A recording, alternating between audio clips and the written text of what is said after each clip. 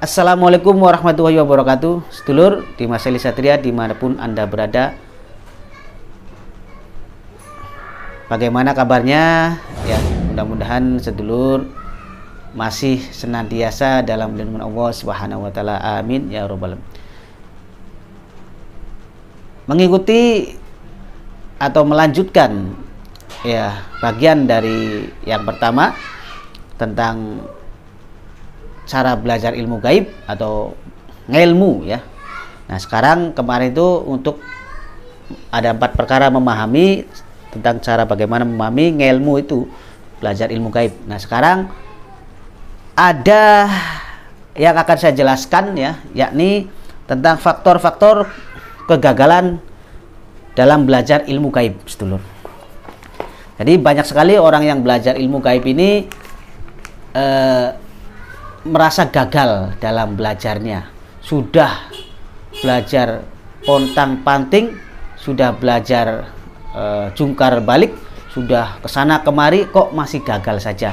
Padahal saya sudah puasa, sudah ritual, sudah lelaku, bahkan kalau pakai mahar ya sudah memahari dengan uang dan lain sebagainya ya, tetapi kok masih gagal. Nah, ini faktornya banyak sekali ya. Ada faktor di sini, ada 15 faktor yang akan saya sampaikan di kesempatan kali ini. Jadi harus dipahami. Jadi semua tidak harus, kadang-kadang orang yang berpuasa lelaku juga belum tentu berhasil. Ya, yang bayar mahar besar juga belum tentu berhasil jika tidak memahami faktor-faktor kegagalan belajar ilmu gaib ini, sedulur. Yang pertama, sedulur, daripada faktor-faktor kegagalan belajar ilmu gaib, kurang fokus atau tidak hafal mantra atau amalan. Jadi bisa dipastikan kurang konsentrasi waktu wirid. Nah, ketika sedulur sudah memiliki ilmunya ya, dari hasil belajar dari seorang guru, maka yang pertama harus ada kuasai adalah kunci ilmu atau mantranya harus benar-benar hafal. Jangan sampai sedulur saat wirid ini masih terbata-bata ya. Jadi sebelum sedulur hafal, maka jangan sekali-kali dilepas ilmunya, harus terus sampai hafal. Baru kalau sudah hafal, di dalam kepala dia sudah hafal, nggak perlu dibaca lagi ya, baru sedulur akan fokus. Ketika praktek di lapangan juga, kalau kita mengobati orang, kalau kunci ilmunya sudah hafal ya, atau ada gangguan gaib, kita kuncinya sudah hafal ya, nggak akan keder gitu kan, benar-benar fokus konsentrasi. Jadi harus hafal. Itu yang pertama ya, harus belajar hafal kunci ilmunya atau mantranya. Yang kedua, ragu-ragu atau tidak yakin, karena kunci belajar gaib adalah yakin. Nah, ketika belajar ilmu gaib, sekali lagi sedulur harus benar-benar sedulur yakin, jangan ragu-ragu. Nah, untuk praktek apapun jangan pernah ragu, mengobati orang, mencari orang apapun jangan pernah ragu, yakin saja. Adapun urusan keberhasilan itu yang menentukan Allah Subhanahu wa taala. Kita sebagai manusia hanya ikhtiar saja. Maka harus yakin, mantap, nggak perlu ragu ya dalam hal apapun dalam belajar ilmu gaib. Yang ketiga, tidak punya wadah atau bakat. Jadi harus dibuka dulu wadahnya agar belajar lebih mudah.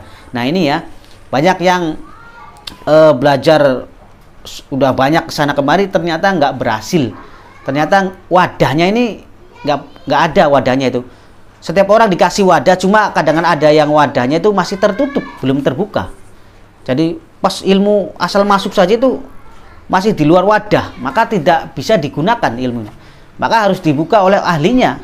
Nah, kalau di saya itu ada namanya di ilmu keramat kasuhan Bledek Megalamat ya, atau di keramat kasuhan Pamungkas, itu bisa dibuka wadahnya melalui proses pengaktifan yang jika sedulur mengambil ilmunya itu ada. Nanti terbuka sendiri wadahnya melalui media pembangkit yang sudah saya berikan itu salah satunya, di situ dibuka wadahnya. Jadi kalau nggak dibuka ya susah ilmunya. Banyak juga nanti di luar wadah terus, nggak jadi nanti, nggak ada efek. Tuh, jadi harus punya wadah. Dan yang terpenting juga bakat. Nah, bakat ini ada yang memang bakat itu cepat, ada yang lambat, ada yang sangat lambat. Itu. Jadi yang penting kita tetap, semua orang punya bakat, yang penting jangan pesimis gitu aja. Nah, maka kalau kita ngerasa susah belajar, berarti ada yang salah dalam diri kita, itu dulu. Kemudian mudah putus asa. ini harus dihilangkan dari pikiran Anda. Siapa yang bersungguh-sungguh pasti berhasil. Jadi jangan pernah putus asa dalam mempelajari ilmu kebatinan. Jangan pernah ada kata gagal, terus saja berusaha. Yang berikutnya, yang kelima adalah angan-angan terlalu tinggi tanpa disertai tindakan. Nah, ketika belajar ilmu gaib, jangan terlalu tinggi angan-angan kita. Baru kita mempelajari ilmu beberapa hari, beberapa bulan wiridnya, kita berangan-angan seperti orang yang puasa puluhan tahun, ya, orang yang lelaku puluhan tahun, orang yang sudah mumpuni. Jangan. Jadi sabar, harus sabar. Kalau kita yang tindakannya dalam olah batinnya sudah mumpuni, juga akan otomatis itu yang namanya fungsi itu sudah jelas kita bisa merasakannya. Jadi harus jangan terlalu tinggi angan-angannya. Kalau kita baru belajar beberapa hari saja, beberapa bulan sudah wah gitu, kayak orang sakti mandraguna gitu ya. Jadi normal saja ya. Yang keenam, tidak sesuai instruksi guru, dilakukan dengan caranya sendiri kecuali sudah menguasainya atau mau dikembangkan ilmunya, dipersilakan. Untuk proses awal harus sesuai instruksi guru, karena guru pasti tahu kadar si murid. Nah, ketika sedulur, ini penting ya, ketika sudah mendapatkan ilmu dari seorang guru, kan ada panduan tuh. Nah, jika sebagai pemula jangan pernah keluar dari panduan. Ikuti saja panduannya dari guru, instruksi dari guru, panduan itu ikuti dulu. Nah, jangan belum diikuti, belum dipelajari, sudah mau mempelajari sesuai kehendak sendiri, jangan. Itu nanti nggak akan jadi ya. Karena yang di panduan itu sudah sesuai bagi para pemula. Nah, kalau sedulur sudah ahli, maka kalau sudah ahli sih datang sendiri ya, datang sendiri ide-ide itu tanpa kita harus mempelajari, juga datang sendiri itu secara otomatis. Jadi jangan pernah keluar dari instruksi guru atau panduan dari guru jika bagi yang masih pemula. Yang ketujuh, terlalu melogikakan goib karena akan merusak keyakinan Anda. Ini yang sering viral ini ya. Kadang-kadang hal-hal goib itu harus selalu dilogikakan, dinyatakan, diwujudkan. Pengobatan santet harus muncul ininya, pakunya, itunya. Itu enggak harus. Kalau kita terbebani oleh logika ya, goib terus dijadikan logika, harus diwujudkan, maka kita tidak akan berhasil dalam belajar ilmu goib. Karena goib itu ya goib ya, yang nyata ya nyata. Jadi tidak semua goib itu bisa dinyatakan ya. Banyak sekali yang para praktisi yang pakai trik-trik untuk mengelabui para pasiennya itu. Karena apa? Karena pasiennya ini pengen sesuatu yang goib dijadikan nyata gitu ya. Jadi awas, pasiennya juga jangan menuntut hal yang goib jadi nyata. Jadi, pengen pengobatan, niatnya untuk menyembuhkan santet, tapi pengen santetnya kelihatan. Nah, itu.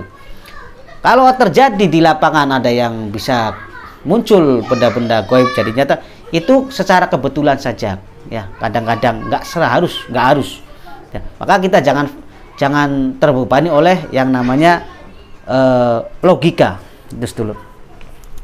Selanjutnya yang ke-8, wadah goib kotor harus dibersihkan dulu dengan cara berperilaku yang baik dan menjaga perutnya dari barang haram. Nah, jadi wadah goib yang kotor ini sedulur ya harus dibersihkan. Wadah goib ini biasanya batin kita ini kotor ya. Kotor ini karena pertama biasanya sering makan barang-barang haram ya.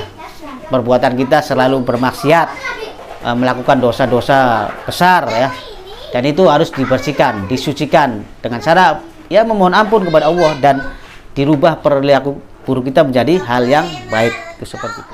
Kemudian yang 9 adalah amalan dikurangi ataupun ditambahi yang tidak sesuai asli ijazah guru, karena akan menghilangkan sawab atau khasiat dari suatu keilmuan tersebut.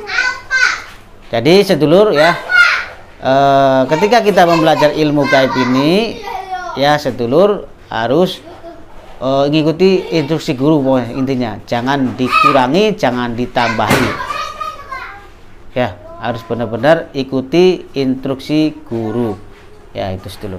Selanjutnya, belajar sendiri tanpa guru ya. Yang ke-10 ini belajar sendiri tanpa guru. Ini bahaya sekali. Ini yang bisa membuat kita salah ataupun gila. Yang ke-11, amalan dicampur aduk, tidak satu-satu, diselesaikan dulu sampai menguasai. Jadi amalannya banyak, itu dicampur-campur. Jadi tidak satu dulu kita menguasai, yang lainnya kita mau pelajari semua. Itu satu-satu dulu. Kalau ini sudah menguasai, sudah paham, sudah berhasil, baru kita naik ke yang berikutnya. Dulu ya. Berikutnya, sholatnya bolong-bolong karena ilmu yang baik akan mendorong kita ke ibadah sehingga lebih tekun dan semata-mata belajar ilmu hanya untuk mengetahui kebesaran Allah Subhanahu wa taala. Jadi sholatnya yang jejeg ya, yang full. Yang ke-13, tidak ikhlas atau terburu-buru waktu wirid, jadi kandungan dari wirid ngambang atau kurang berbobot. Itu ya, jadi kalau wirid jangan buru-buru, jangan tergesa-gesa, diwirid dengan tenang, terus dipahami, diresapi seperti itu, dinikmati agar kekuatannya benar-benar kita rasakan, energinya seperti itu. Yang ke-14, apabila gagal dalam mempelajari ilmu, tentunya disertai kodok kodar sehingga kita belum pantas atau belum waktunya menerima ilmu gaib. Oleh karena itu, pastikan diri kita untuk mendapatkan suatu ilmu dengan tindakan kita. Jadi jika sudah menjalankan semua instruksi teori seperti ini atau cara-cara, tetap kita gak berhasil, berarti sudah takdirnya. Jadi jangan dipaksa, berarti sedulur tidak berbakat dalam menjadi orang hikmah, orang kebatinan. Jadi tinggalkan semua itu dan amalkan ilmu-ilmu yang biasa saja. Jadi itulah tentang faktor-faktor gagalnya belajar ilmu gaib. Ini semoga sedulur paham dan bisa dimengerti serta sebagai referensi saja, dan ini tidak mutlak ya, karena jika Allah sudah menentukan mudah ya, gampang saja. Tanpa kita mengikuti teori juga, jika sudah dapat dari Allah ini anugerah, ya sudah gampang ya. Itu nggak perlu macam-macam, itu beda lagi ya, kelasnya beda lagi. Demikian ya, terima kasih, semoga bermanfaat. Kurang lebihnya mohon maaf apabila ada salah kata. Wa muwaffiq ila aqwamit thoriq. Assalamualaikum warahmatullahi wabarakatuh.